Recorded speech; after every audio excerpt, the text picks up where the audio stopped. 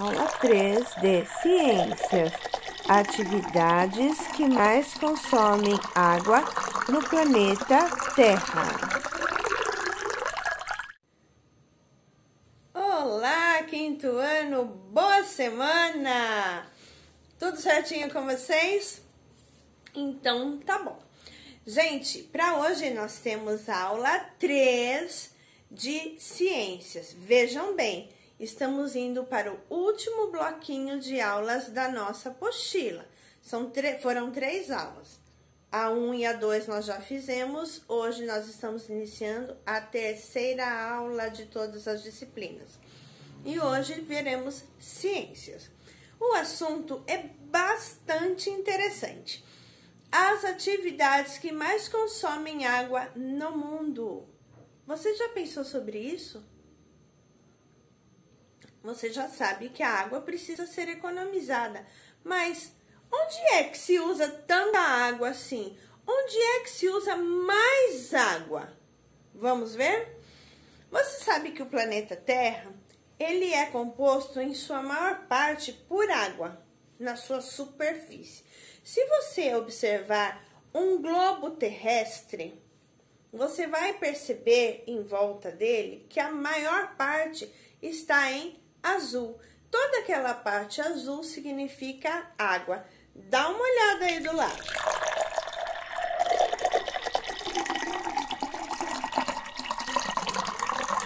Então, a água é importante não só para eu e você bebermos e matarmos a nossa sede, ou tomarmos banho, lavarmos a nossa louça, a nossa roupa, o nosso cabelo.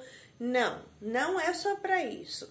É na água que vivem incontáveis espécies de seres vivos.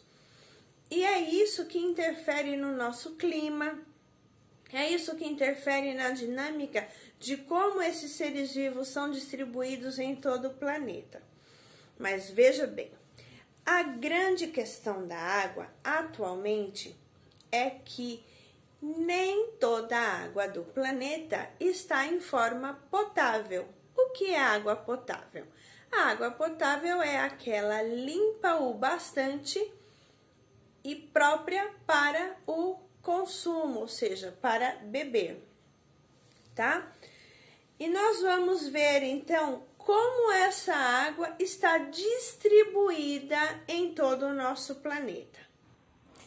Se dividirmos a quantidade de água do planeta em 100 partes, 97 partes serão de água salgada.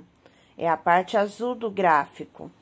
2 partes serão de geleiras, é a parte amarela do gráfico. E 1 parte de água doce, que é a parte vermelha do gráfico.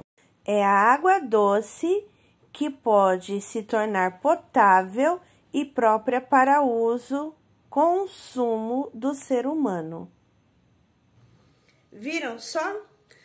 É isso aí. E por nós termos, então, uma maior parte de água salgada, porque nós temos água salgada e água doce. Água salgada no mar, água doce nos rios, lagos, represas. Existe, então, a possibilidade, a necessidade de redução da disponibilidade da água em algumas áreas do planeta, por conta do uso indevido, não só porque tem mais água salgada e menos água doce, porque a água doce que geralmente é potável. Não, também por conta do uso indevido. O que é o uso indevido, professor? O uso indevido é quando você usa errado, sabe? Aquela hora que você abre a torneira e larga ela ligada e fica lá escovando dente, escovando dente, escovando dente, sua mãe gritando, menino, desliga essa torneira. Uso indevido. Quando você fica com a mão na descarga, pá, uso indevido. Quando você brinca com a água com seu colega lá no bebedouro da escola, uso indevido. É o uso errado da água. Mas só você e eu, que às vezes fazemos o uso indevido da água? Não. São muitas as preocupações sobre essa questão da preservação deste recurso, porque a água é um recurso necessário para todo ser vivo. Viva ele na água ou não, e não é só para os seres humanos, para animais, para plantas, para os vegetais que se tornam nossos alimentos. E pensando assim, desta forma, fala-se muito em reduzir o uso da água no dia a dia, de modo a evitar o desperdício. Então, pensando desse jeito, nós chegamos ao ponto: quais são as atividades que mais consomem água no mundo? Será que só reduzir o consumo doméstico, ou seja, a água que nós usamos em casa, seria o suficiente para preservar e economizar esse recurso tão precioso? Será que diminuir o seu tempo de escovação de dente, diminuir o seu tempo de banho, diminuir a quantidade de vezes que abre a máquina e coloca a roupa lá dentro e liga a máquina para lavar a roupa, às vezes que lava o quintal direto da torneira ao invés de lavar com a água da máquina, será que só isso é o que adianta? Isso adianta também, adianta super, porque é uma obrigação de todo mundo. Mas, veja aí, quarto parágrafo do seu texto. Segundo a Organização das Nações Unidas para a Agricultura e Alimentação, a atividade que mais consome água é a agropecuária. O que é a agropecuária? É a atividade que cuida do plantio dos alimentos, dos vegetais e do cuidado com o gado. Agro, planta, pecuária, gado. Agropecuária. Esse setor sozinho é responsável por 70% da água utilizada pelo ser humano. Depois, 22% da água utilizável. Lembra que uma partezinha daquelas 100 partes, 1% só que era água doce? Então, desse 1%, 70 partezinhas desse 1% são utilizadas então pela agropecuária.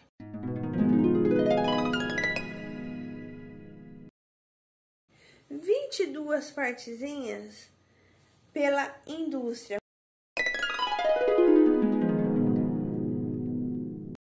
Porque tem muita indústria que, dependendo do que é fabricado, necessita de água para esse material.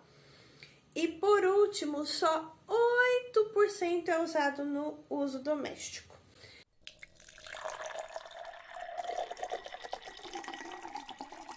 Então, preste bem atenção. De 1% de água doce que há no planeta para uso do ser humano, 70% é da agropecuária, 22% da indústria e 8% nós usamos em nossas casas. Então, o que fazer? Aí é que tá o lance, economizar água no dia a dia. E como? É uma ação muito importante e não é a única ação que nós podemos fazer, então, para conservar as reservas de água do planeta. Só economizar em casa, não é só isso. É necessário que haja o estímulo, que haja a consciência do uso de técnicas de irrigação que conservem a água. O que é irrigação? Você acha que adianta plantar o alface, a couve, o espinafre, o agrião e largar lá? Não vai adiantar nada. Eles precisam de água. Mas adianta também ficar lá, jogando água solto, assim? Não, porque vai gastar um monte de água. Então, os agricultores, são as pessoas que trabalham com agricultura, precisam utilizar uma técnica chamada gotejamento. O que é o gotejamento? Existe uma máquina que é colocada ali no meio da plantação e ela distribui a quantidade de gotas necessárias para a sobrevivência daquele vegetal até que ele seja cultivado e retirado para o nosso uso, entendeu? Então ele vai recebendo como se fosse assim uma chuvinha fraca, constante. Então ele não deixa de receber água, mas recebe de uma maneira que economize esse recurso, que é o nosso recurso hídrico. Hídrico tem a ver com água, tá? Além disso, é importante também conservar o solo, o chão que a gente pisa, o chão onde são plantadas as coisas. É importante por quê? Porque durante as chuvas, o solo normalmente passa por erosões, se ele não estiver com vegetação. A erosão é o quê? A chuva vem e leva a terra embora. Sim, de qualquer forma. Quando ela leva essa terra acaba indo para os rios, que ficam assoreados. Assoreado é cheio de areia, cheio de terra, cheio de detrito, cheio de sujeira, muitas vezes. E isso não é utilizável. Em outros casos, existe também a questão do uso de agrotóxicos, que são aquelas substâncias que os agricultores muitas vezes colocam para que a planta cresça mais bonita, mais verdinha e tal, que na verdade não faz bem à saúde quando é usado em excesso. E em excesso faz com que parte dos líquidos utilizados nesse agrotóxico escorra por dentro dos cursos da água, através das chuvas também. E aí acontece o quê? Polui os rios e deixa o rio inutilizável também, ou seja, a gente acaba perdendo água potável de qualquer forma, porque é nos rios que a gente consegue essa água tão necessária.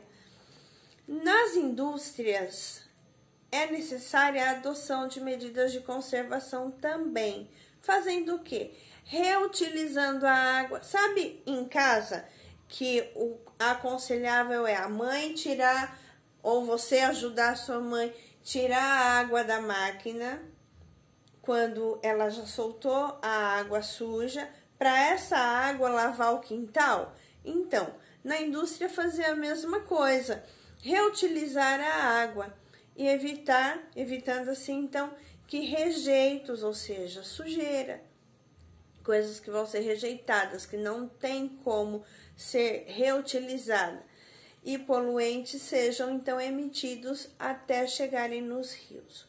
Bom, o que nós conseguimos entender e perceber? É minha responsabilidade e sua responsabilidade economizar água, compreender como ela é utilizada no mundo, porque é entendendo essas coisas que nós passamos a mudar as nossas atitudes. Se a sociedade como um todo mundo junto se une e adota essas atitudes diferentes, consequentemente o consumo exagerado da água vai diminuir e vai ter mais água disponível para todo mundo no planeta, para todos os seres humanos. Isso vai causar algum prejuízo? Muito pelo contrário, não vai causar nenhum tipo de prejuízo, sabe para quem? Para os seus filhos, seus netinhos, seus bisnetos, os meus também. Eu vou ter antes de você, mas eles precisam viver num planeta legal, bonito e bom de se viver. Dá seu like, inscreve no canal, beijo no coração e até a próxima.